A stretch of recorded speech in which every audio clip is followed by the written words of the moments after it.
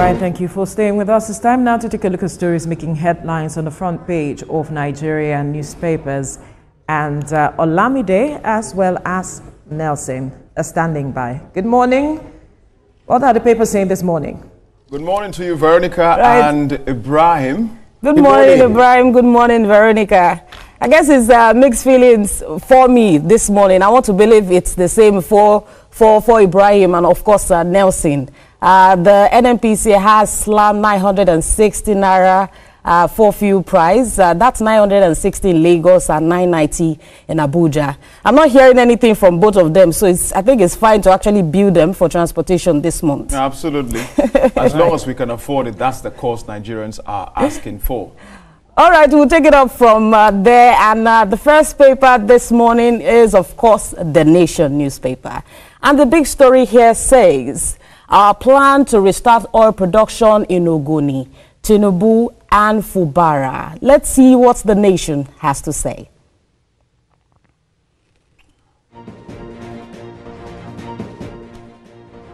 Right. All right, that's it right there. This is as the president promises to immortalize Mataya and the NSA Rabadu to coordinate peace parley. This is still in Ogoniland, Olamide.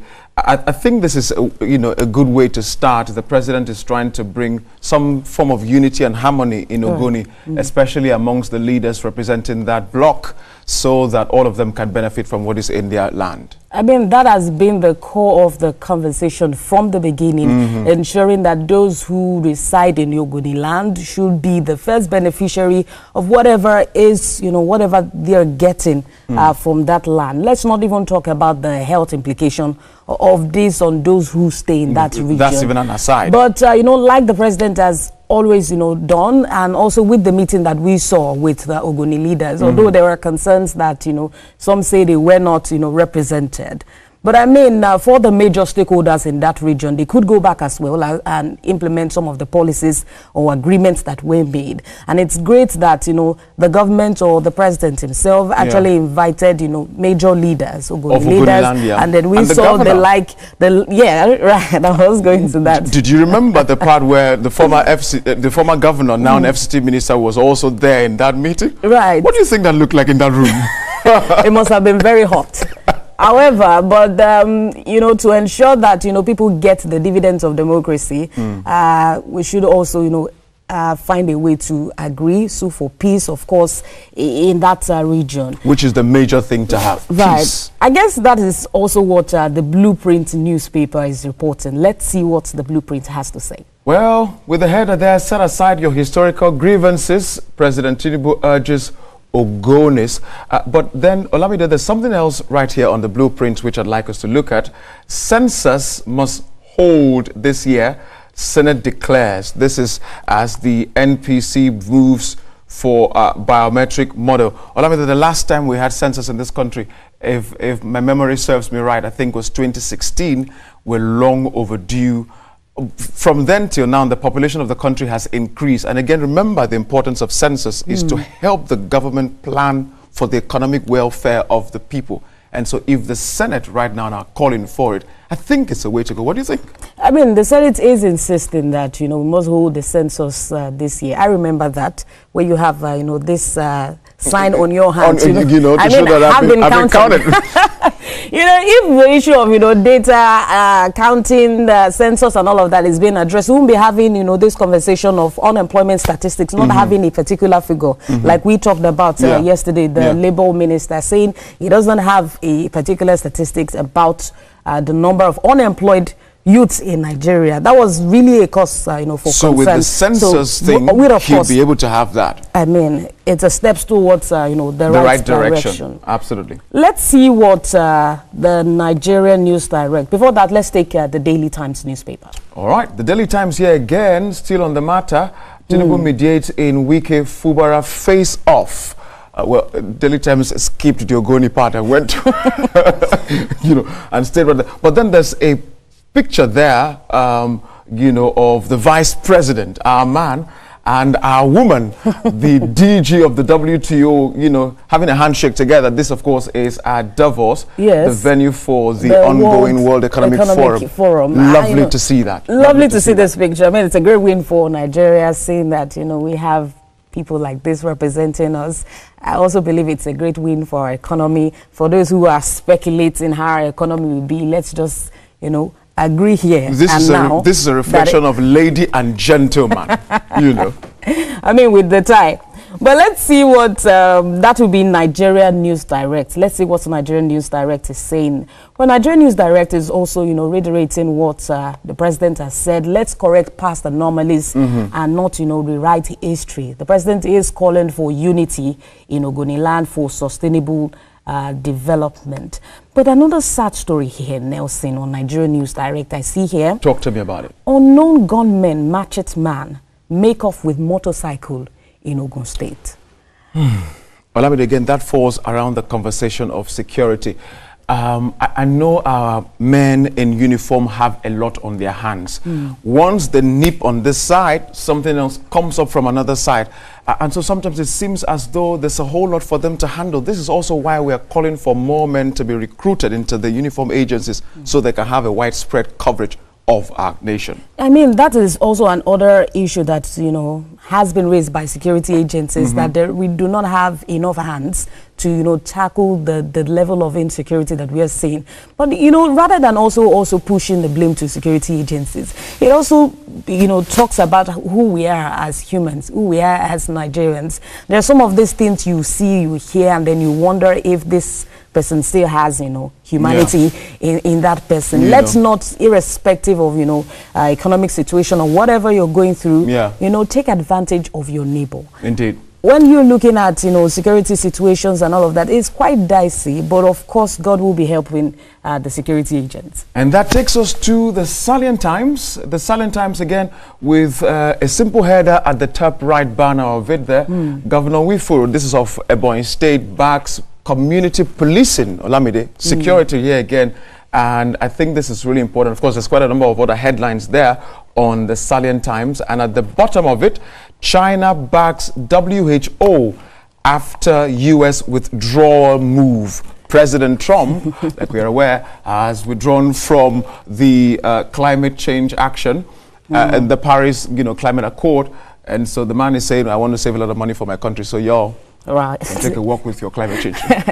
And so for the Ebonyi man, community policing, I mean, it's a big issue. It's very important because, I mean, those people in charge of, you know, policing of these communities understand the terrain more. You know, we've also always reiterated the need for Nigerians to also work with security agencies as regards, you know, giving out information and letting them, you know some of the cons in that area. So community policing, of course, I want to believe is the way to go. And we've seen governors, you know, coming out to be at the forefront of this conversation. Indeed. All right, let's move now to the New Telegraph. The New Telegraph, again, with that very bold header of the Senate calling for census. Census must hold this year, Senate tells the FG. But there's something else I want us to look at in the New Telegraph right here, Olamide. Wow. It is at the right side of the Telegraph. It says, we've prosecuted 100 terrorism financiers in 2 years. Promises to eat, or rather, to exit Nigeria from FATF money laundering feast. This is quite a wonderful news to hear, Olamide. 100 terrorism financiers in this country in 2 years. They have been I mean, that's out of the system. That's a big deal. And as much as we acknowledge that, we still have a long way to go. Terrorism is a big issue. Absolutely. And like I mentioned earlier on this set, when we were talking about, you know, security in some part of the country, that we also need to tackle it from the ideologies. Some persons are trying to perhaps take advantage of, you know, the security situation, economy, and also poverty. But it's a step in the right direction. And still on the Telegraph, there's something I want us to look at, even though we touched about it a bit earlier. 2025 WEF, that's World Economic Forum, Shetima markets Nigeria Africa as investment destination. Boy, I love that. I love it. Well, as always, we've seen the president and the vice president being at the forefront of conversations about investment, diversification, ensuring that, Nigeria is on top of its game economically. So it's not even a shocking one for me. We're looking into other countries, coming in. I look at how much we were able to, gather in Lagos during the dirty December. How much Lagos alone was able to get. Make, yeah. So imagine we have other countries looking into Nigeria to invest. As an investment destination. And so, yes, of course, Nigeria is open. Our money will increase. Let's run down to the Daily Independent. Independent newspaper. Let's see what it has. Right. All right, on the Daily Independent, there's another story there right at the top right bar of the paper. It says, our hospital will soon be empty of doctors, nurses, CMDs lament. CMDs, chief medical directors of different hospitals in the country. This is something a little bit sad to hear. We have been, raising the alarm on brain drain, especially for our medical workers. We can't allow this to continue. Well, as much as we cannot actually hold anyone back from, moving, seeking perhaps education elsewhere. Yeah. But you notice that health-wise, in the health sectors, our doctors outside the country are doing absolutely well. They are doing absolutely well. And then after some years, for our people, for our own people, I'm wondering. Then we train them, and then we decide to take them. Why? Yeah. And so perhaps we should also be looking at an exchange. If it was something that was going to balance, perhaps we have all these doctors also come to look into our own health sector. Can you exchange human resources? Can that happen? Let's change doctors for engineers.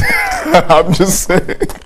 Well, that can work. That can actually work. But that will be doctors for doctors, obviously, to meet up with the health needs of the population. Right. And so it also boils back to, healthcare or, welfare of workers, ensuring that, this health workers are safe while discharging their duty. Well, I'm going to take us to the Punch this morning. What's the Punch saying? All right, let's see what the Punch has for us this morning. On the Punch newspaper, let's see what the Punch has to say.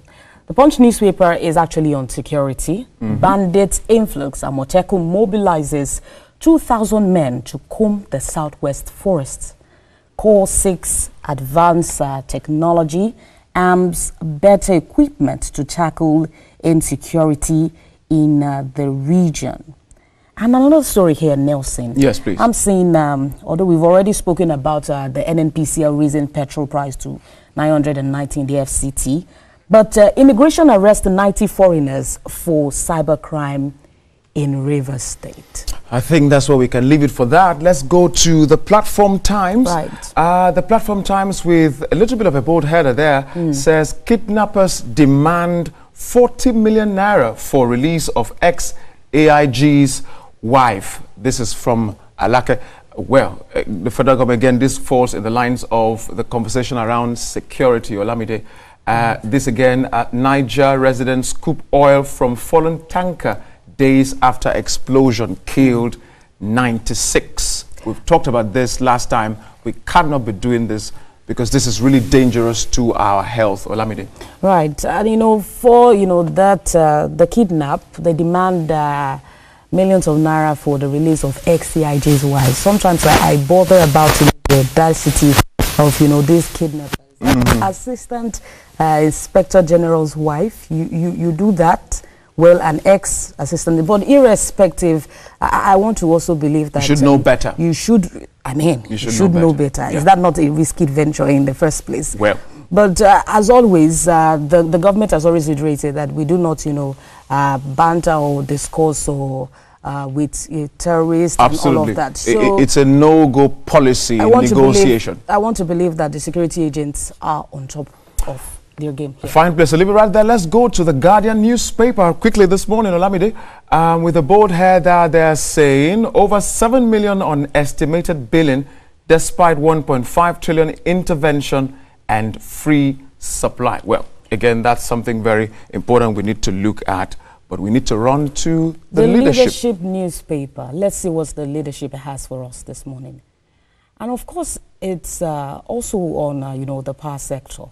bought local content initiative. Meter producers Ghana, Benin, Niger, others, they are decrying the government preference for foreign firms, and the federal government has responded to them, saying local content policy remains on course. Absolutely.